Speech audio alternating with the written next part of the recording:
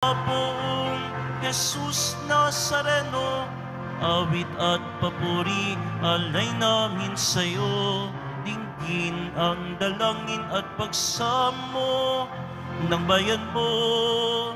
Viva Poong Jesus Nazareno.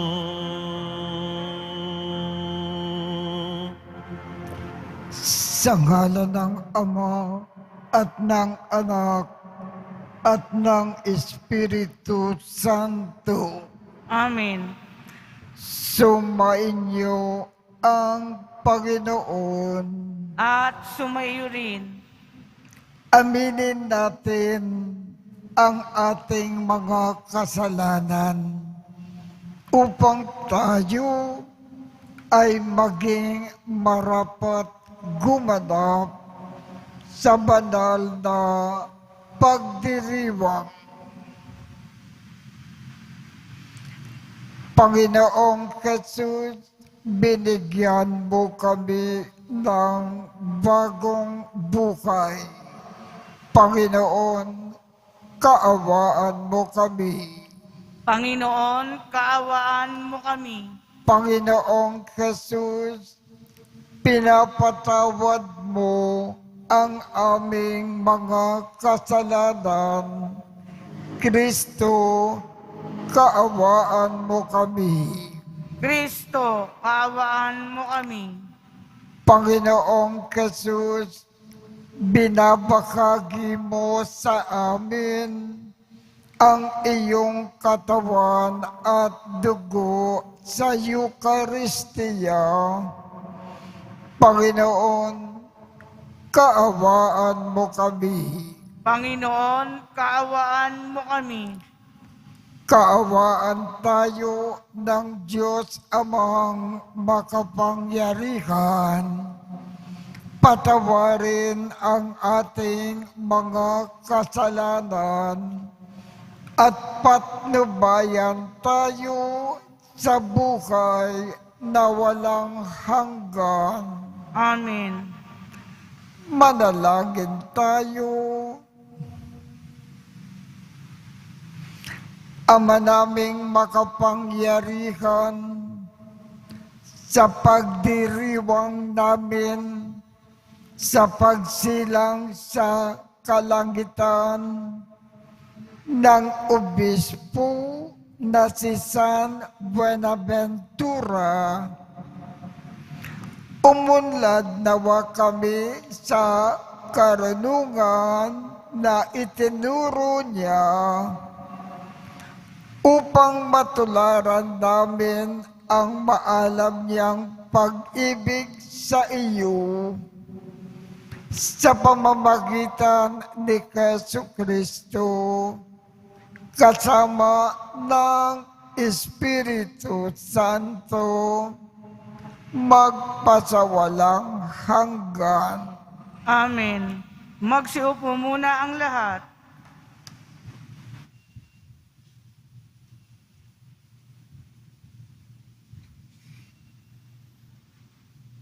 Pagbasa mula sa aklat ni Propeta Isaías.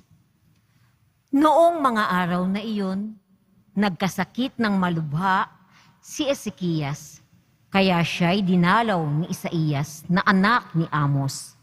Sinabi niya sa hari ang utos na ito ng Panginoon, "Ipatawag mo ang iyong sambahayan at gawin mo na ang iyong mga huling habilin, sapagkat hindi ka na gagaling." Pagkarinig nito, humarap siya sa dingding at nanalangin. "O Panginoon, alam mo kung paano ako namuhay sa iyong harapan. Naglingkod ako sa iyo ng tapat, at ang ginawa ko'y pawang nakalulugod sa iyong paningin."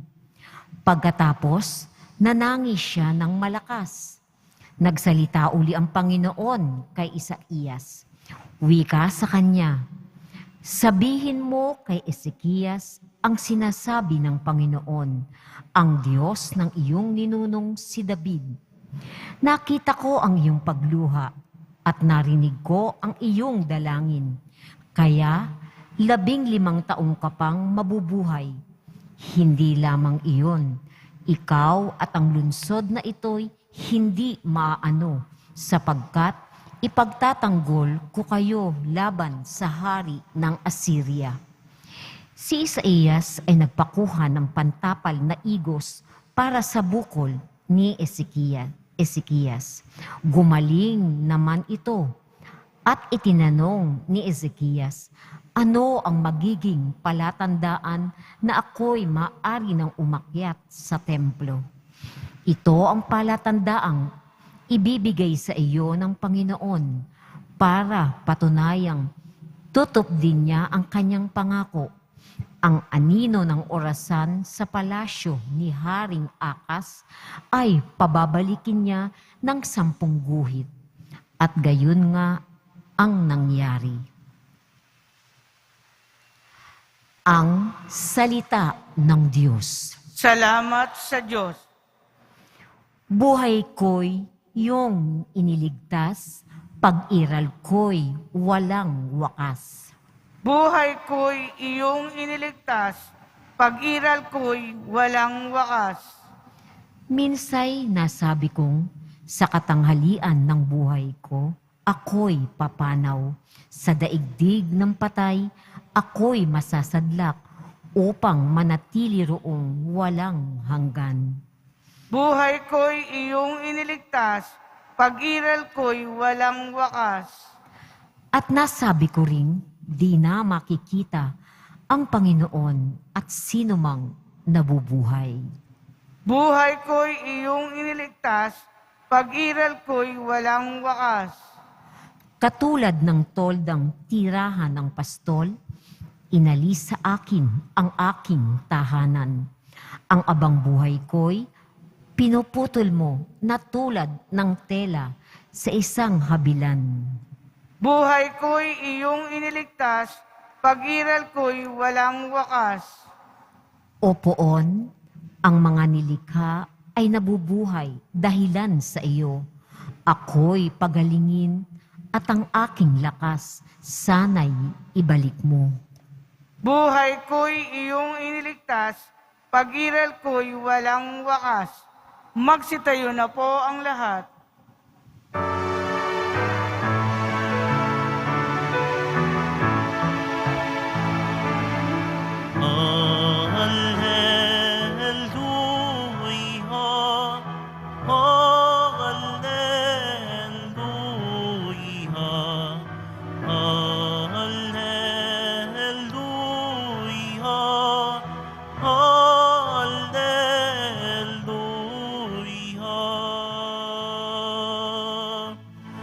Ang tinig ko'y pagkikinggan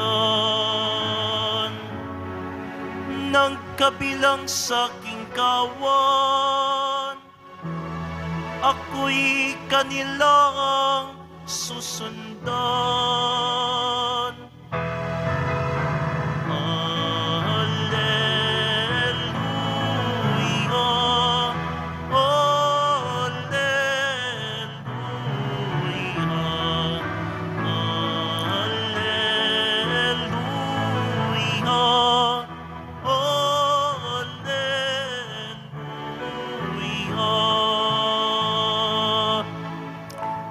Sumainyo ang Panginoon.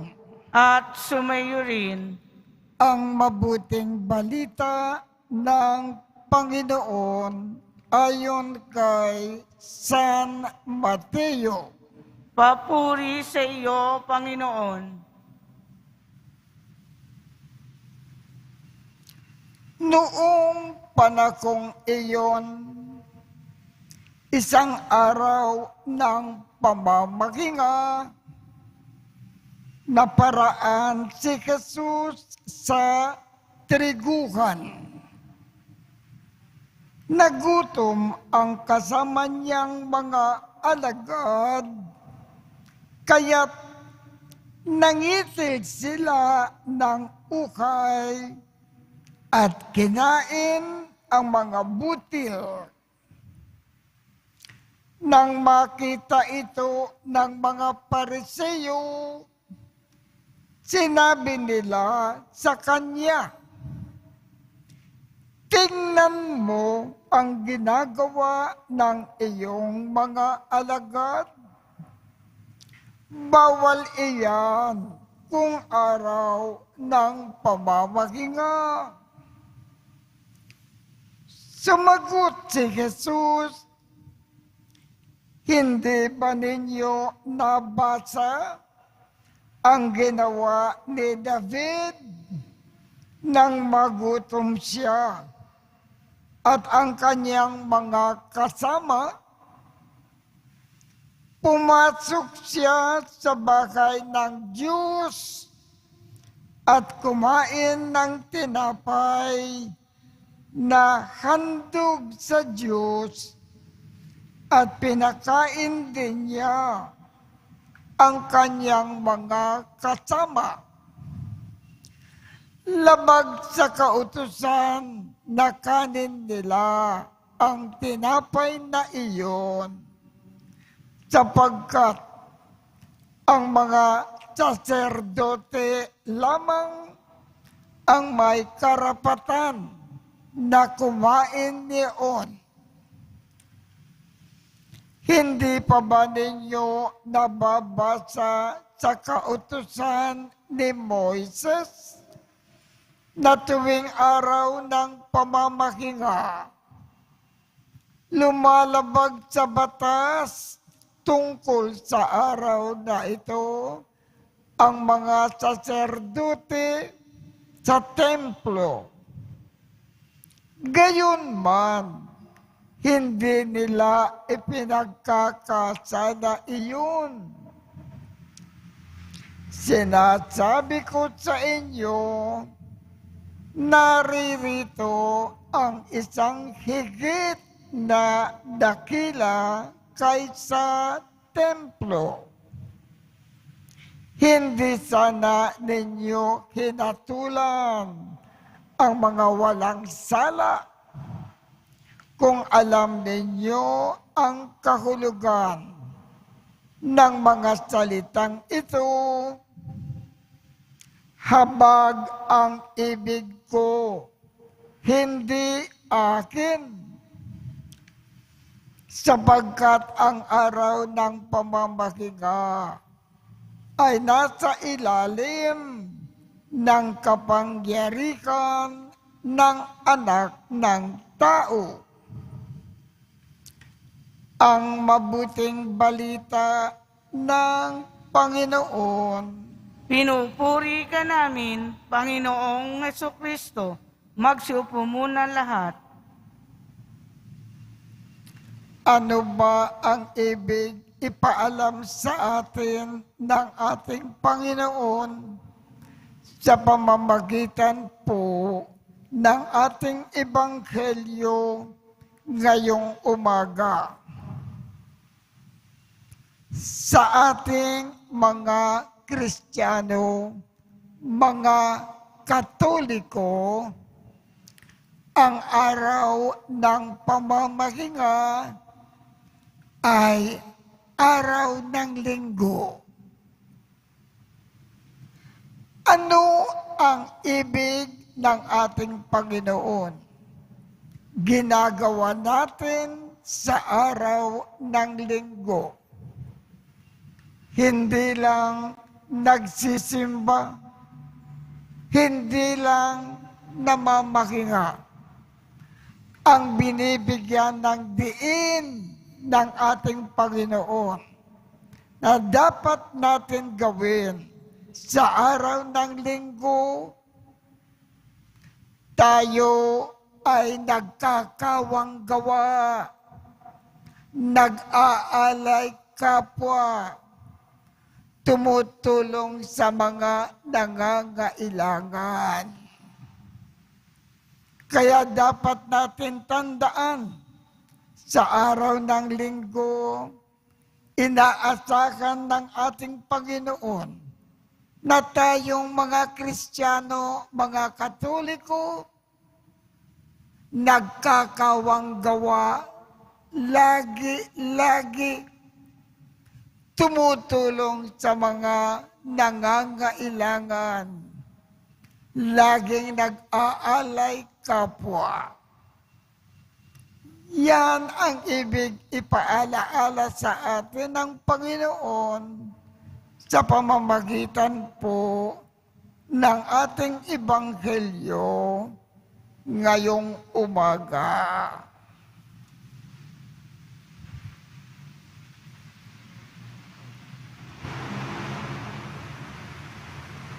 Magsitayo na po ang lahat.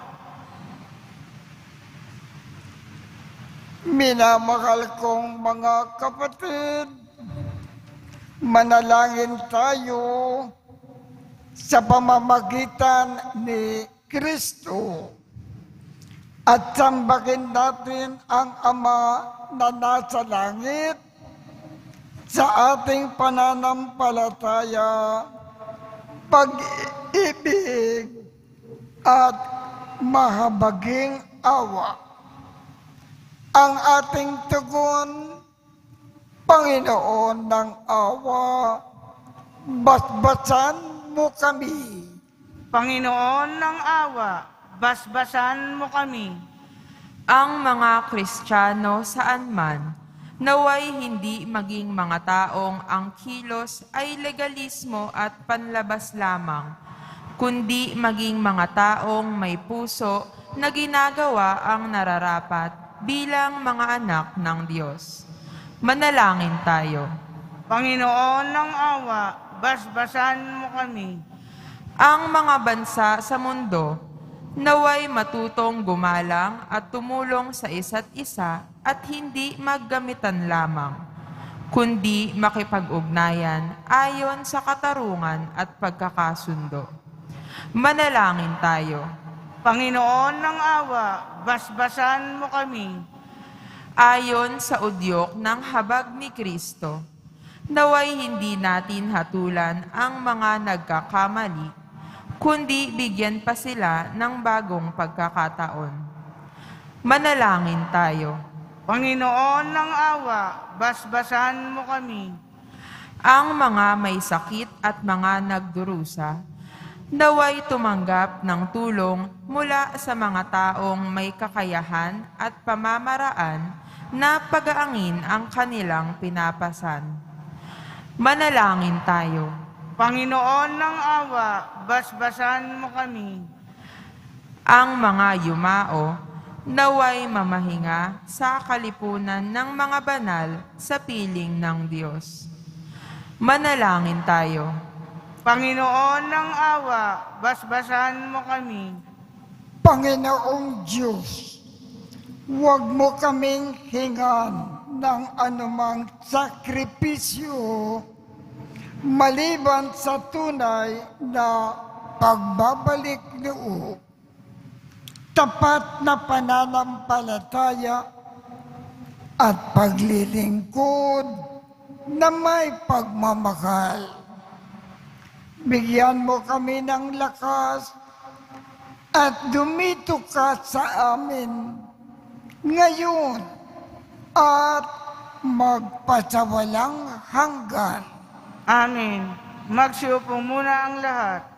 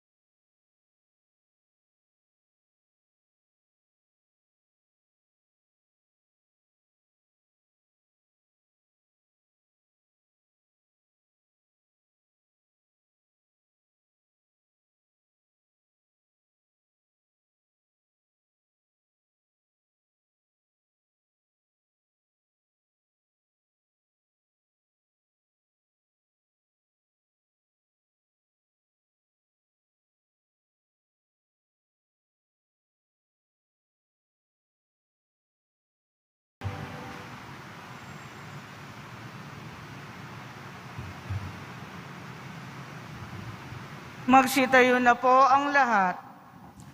Manalangin kayo upang ang pag-aakin natin ay kalugdan ng Diyos Amang makapangyarihan. Tanggapin nawa ng Panginoon itong paghahain sa iyong mga kamay sa kapurihan niya at karangalan sa ating kapakinabangan at sa buong sambayan niyang banal. Ama naming lumikha, tanggapin mo po ang mga alay na ito na iniaakin namin na gumugunita kay San Buenaventura upang ang mga ito ay magdulot sa amin ng pakikinabang sa iyong tulong na maaasahan sa pamamagitan ni Jesucristo kasama ng Espiritu Santo magpasawalang hanggan. Amen. Sumainyo ang Panginoon. At sumaiyo rin Itaas sa Diyos ang inyong puso at diwa. itinaas na namin sa Panginoon. Pasalamatan natin ang Panginoong ating Diyos. Marapat na siya ay pasalamatan. Ama naming makapangyarihan, tunay ngang marapat na ikaw ay aming pasalamatan sa pamamagitan ni Jesucristo na aming Panginoon. Ngayon na si San Buenaventura ay pinararangalan sa pamamukay niyang totoong uliran at pagiging maaasakan sa panunungkulan, kaya si Jesucristo na maaasakan sa katapatan ay inikayag sa pangangasiwa sa sambayanan.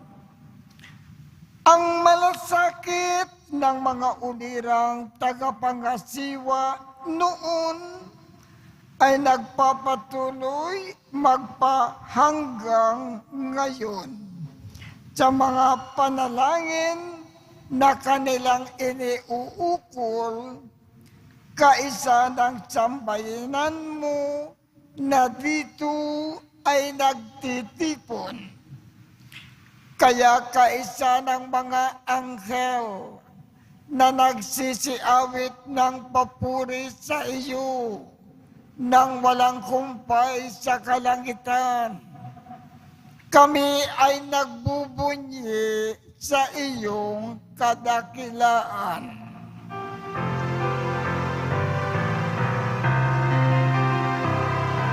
Santo, Santo, Santo, Panginoong Diyos ng mga hukbo, napupuno ang langit at lupa ng kadakilaan mo.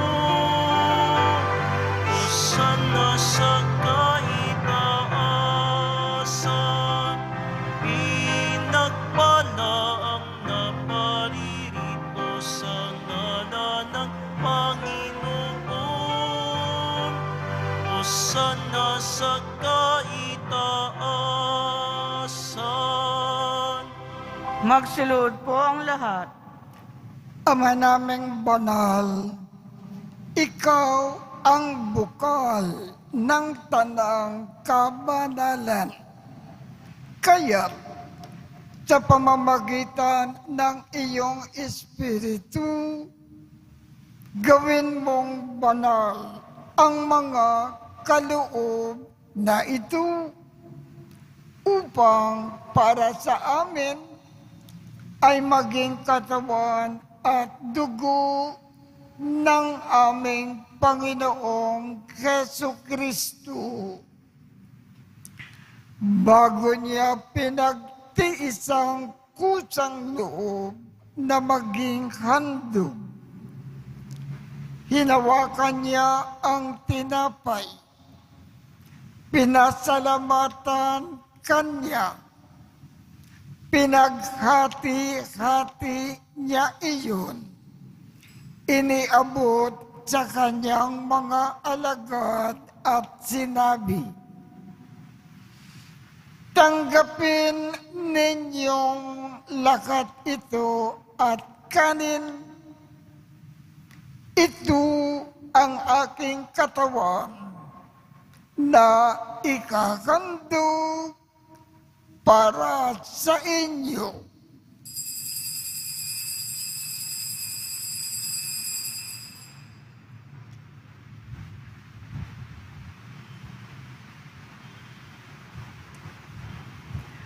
Gayon din naman, noong matapos ang hapunan, hinawakan niya ang kalis, muli kanyang pinasalamatan, iniabot niya ang kalis sa kanyang mga alagad at sinabi,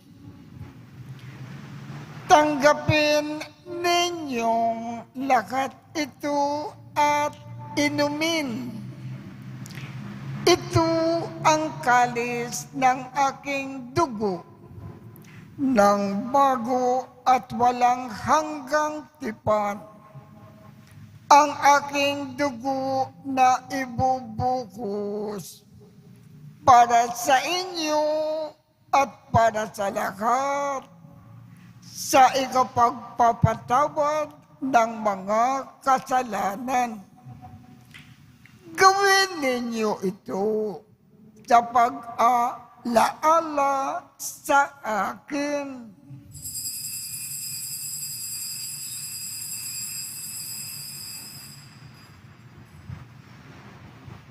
Magsitayo na po ang lahat.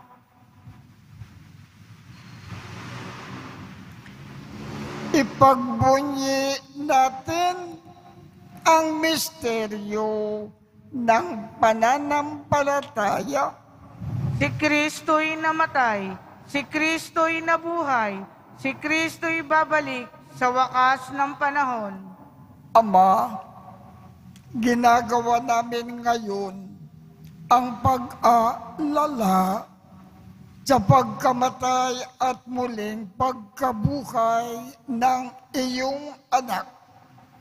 Kaya't iniaalay namin sa iyo ang tinapay na nagbibigay buhay at ang kalis na nagkakaloob ng kaligtasan.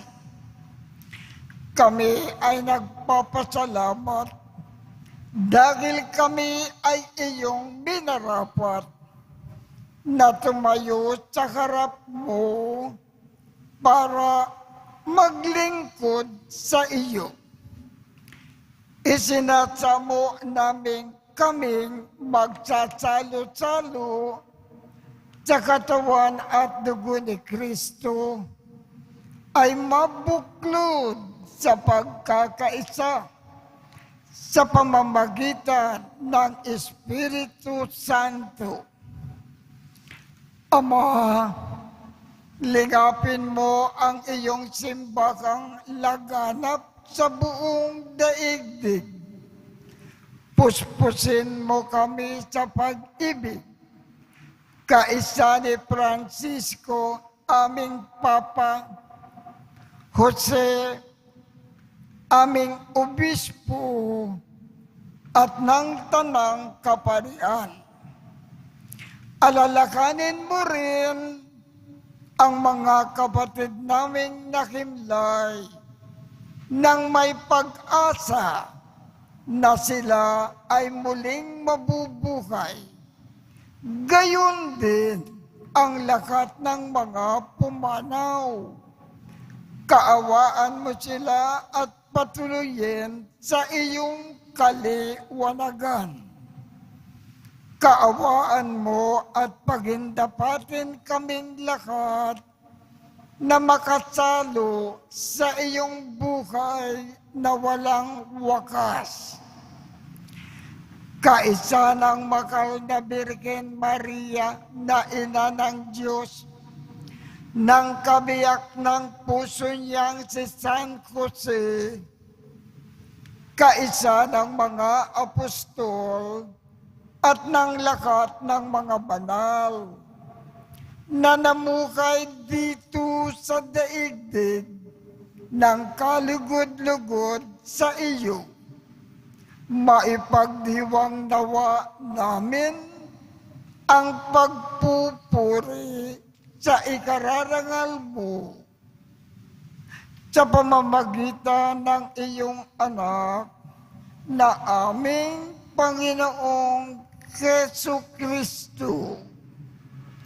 Sa pamamagitan ni Kristo, kasama niya at sa Kanya, ang lahat ng parangal at papuri ay sa iyo, Diyos Amang makapangyarihan, kasama ng Espiritu Santo, magpasawalang hanggan.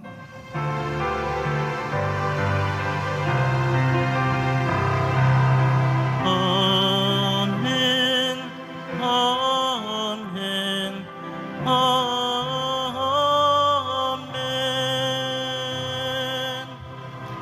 Sa tagubilin ng mga nakagagaling na utos at turo ni Jesus na Panginoon natin at Diyos, ipagayag natin ng lakas loob. Ama namin, sumasalangit ka, sambahin ang ngalan mo, mapasa amin ang kaharian mo, sundin ang loob mo dito sa lupa para nang sa langit. Bigyan mo kami ngayon ng aming kakanin sa araw-araw. At patawarin mo kami sa aming mga sala para ng pagpapatawad namin sa mga nagkakasala sa amin. At huwag mo kaming ipakintulot sa tukso at iadya mo kami sa lakat ng masama. Hinihiling namin, Ama, iadya mo kami sa lahat ng masama. Pagkalooban kami ng kapayapaan sa araw-araw. Iligtas sa kasalanan at ilayo sa lahat ng kapakamakan.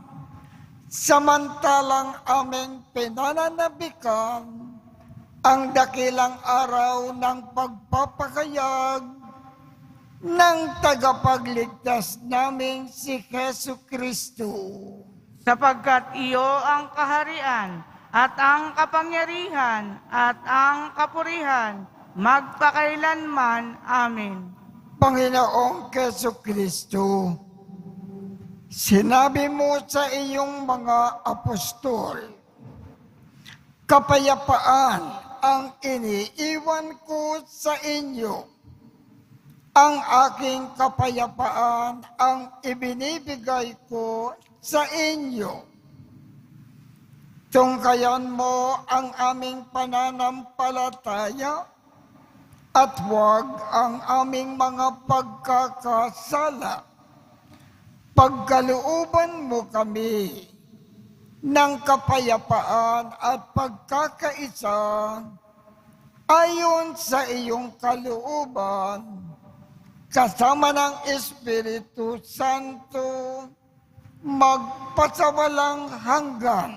Amen. Ang kapayapaan ng Panginoon ay laging sumainyo. at sumayo rin. Magbigayan tayo ng kapayapaan sa isa't isa.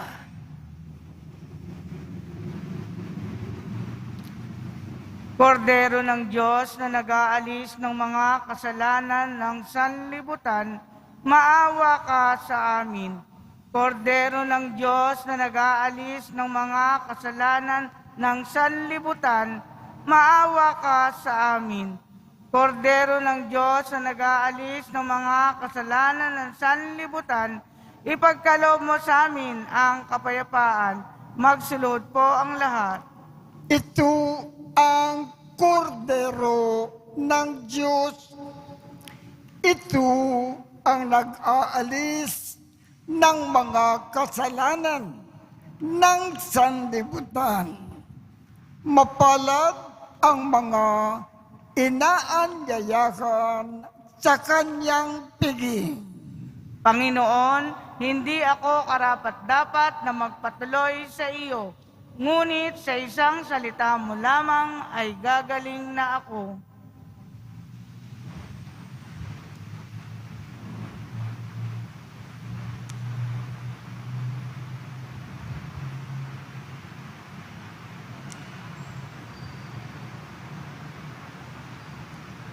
Ang katawan ni Kristo.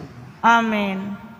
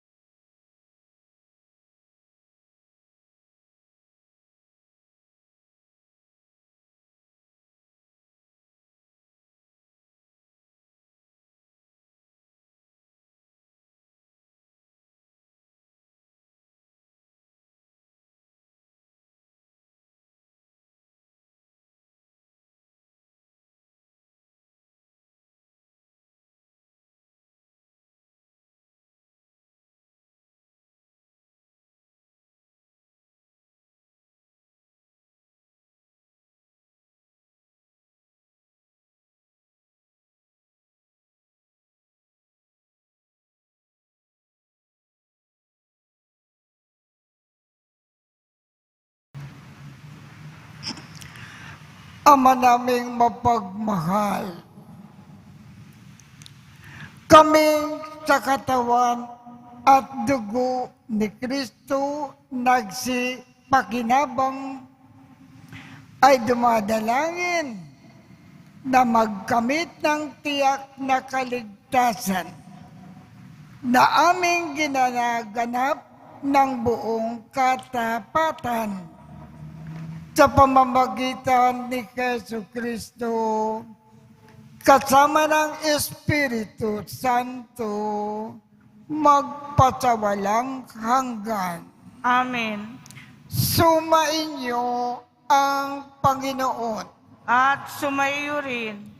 Kaawaan kayo ng Diyos at gawaran niya ng pagbabasbas ang inyong mga larawan, mga dasalam, upang makatulong sa inyong kasalukuyang buhay sa ikauunlad sa paggawa ng kabutihan, upang inyong makamit ang ligaya sa kalangitan sa pamamagitan ni Jesu Kristo, kasama ng Espiritu Santo, magpasawalang hanggan.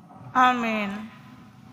At pagpalain kayong lahat ng makapangyarihang Diyos, Ama, Anak, at Espiritu Santo. Amen.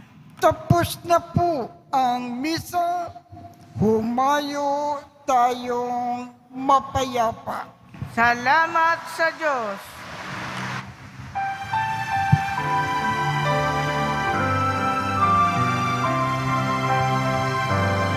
Nuestro Padre Jesus Nazareno, sinasamba ka namin,